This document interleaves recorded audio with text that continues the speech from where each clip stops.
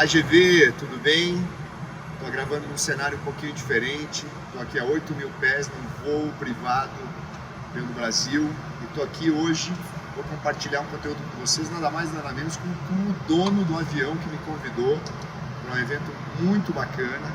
Eu estou com ele, queria falar aqui, ó, Mário Magalhães. Fala, turma GV! É isso aí. Comunidade Geração de Valor aqui no Telegram. Que alegria estar contigo, Adião. Mário, obrigado por ter aceitado esse convite. Né? Obrigado você pelo convite, a tua amizade é um presente de Deus na minha vida.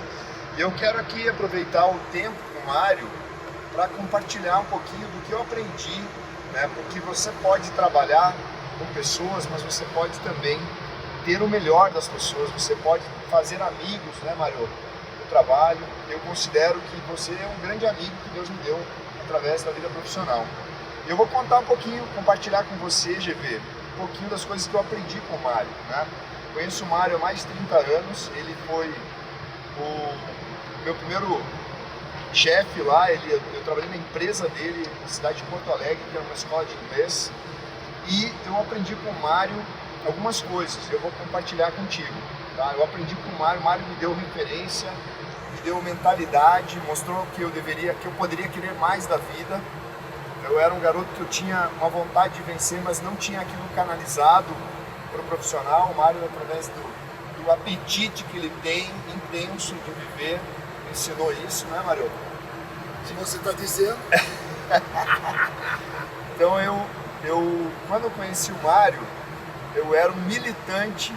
Uau! Militante. Você vai falar isso aqui? Vou confessar, vou desconstruir o mentor aqui, Mário. Boa. Eu era um militante estudantil, né, filiado a um partido de esquerda, acreditava que eu era uma vítima do sistema e eu não passei a militar para outro partido não, galera, eu só abandonei a política mesmo, passei a cuidar da minha vida e vender, né? Foi isso que o Mário fez comigo, enquanto que o Mário fez eu aprender a cuidar da minha vida, deixar de ser vitimista, né?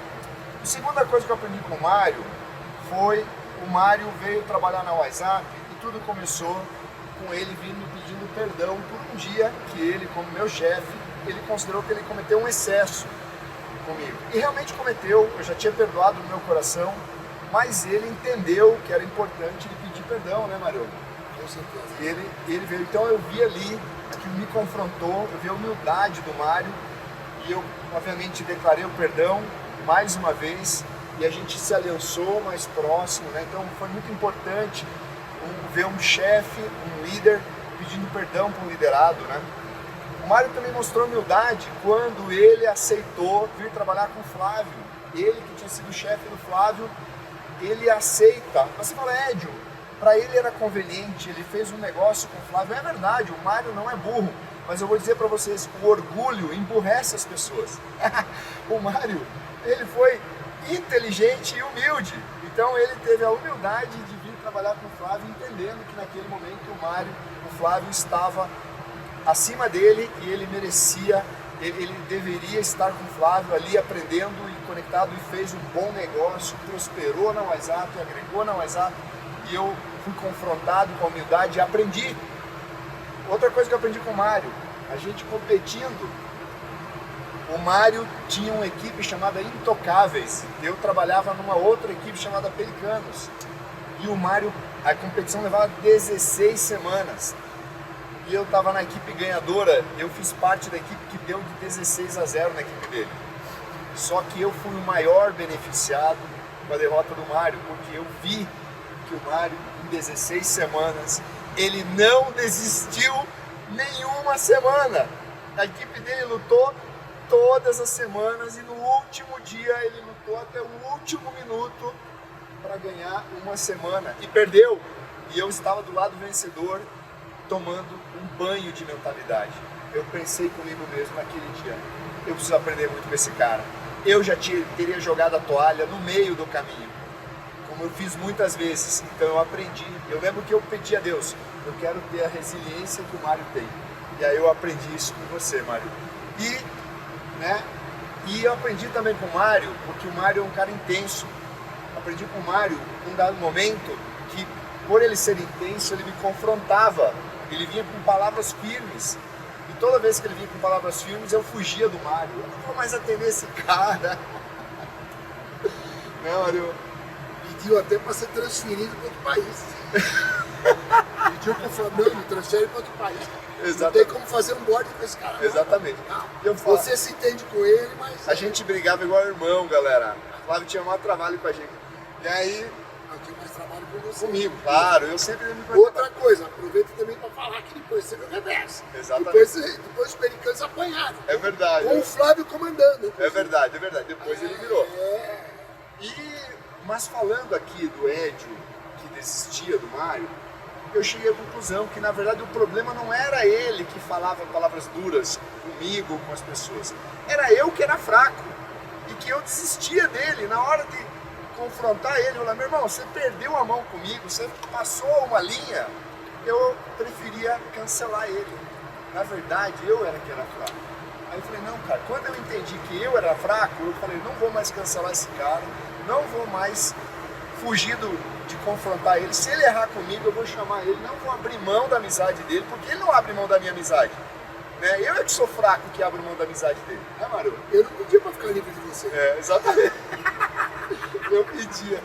Então, assim, eu aprendi muito, Mário. Eu queria te agradecer publicamente aqui na internet, tá? Pela sua amizade, por você ser um cara intenso, por Deus ter te colocado na minha vida, me tratado em todas as minhas limitações. E hoje nós podemos gozar de uma amizade, que é a amizade de propósitos. Hoje, nada vai fazer eu abrir mão de você. Você pode ter beijo também. Você pode aprontar o que você quiser comigo. Você pode me dar tudo que você quiser. Eu não vou abrir mão de você. E eu sei que você não abre mão de mim também. Amém. Uma delícia, uma delícia. A gente ressignificar, nós estamos falando agora há pouco sobre ressignificar a história. Hoje nós estamos alcançando uma potência maior na nossa história. Quando você relata dessa forma, você está ressignificando por quê? Porque a gente sabe o tempo novo que nós estamos vivendo. Que é um tempo, como você mesmo disse, é um tempo de propósito de legado. Né? Nós temos um legado, nós carregamos um legado.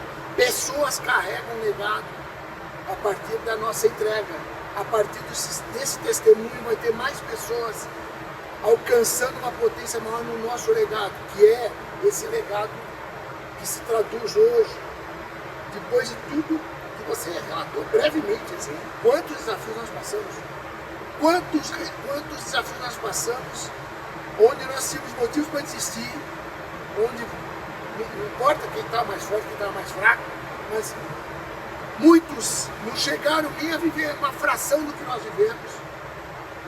Quando a gente fala em desafio de relacionamento, nós chamamos de desafio de relacionamento. E o que é importante salientar aqui?